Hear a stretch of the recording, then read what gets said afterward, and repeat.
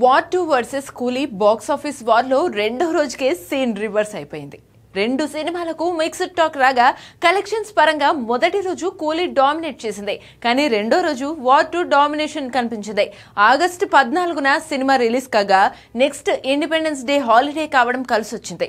ఇండియాలో మొదటి రోజు 52 కోట్ల నెట్ వసూలు చేసిన వార్ 2 సెకండ్ డే 56 కోట్లకు పైగా వసూలు చేసింది. దీంతో దేశీయంగా ఈ సినిమా రెండు రోజుల్లో కలిపి 108 కోట్ల నెట్ కలెక్ట్ చేసింది. అటు ఓవర్సీస్ లోనూ భారీగా వసూలు సాధించింది. ఇక ఫస్ట్ డే గ్రాస్ పరంగా 151 కోట్లు రాబట్టి తమిళ సినిమాల్లో హైయెస్ట్ గ్రాసర్ గా కూలీ నిలిచింది. కానీ ఇండియా నెట్ వసూళ్ల పరంగా చూస్తే మొదటి రోజు 65 కోట్లు రాబట్టగా రెండో రోజు 53 కోట్లు మాత్రమే వసూలు చేసింది. మొత్తంగా రెండు రోజుల్లో కలిపి ఇండియాలో 118 కోట్ల నెట్ వసూళ్లు సాధించింది.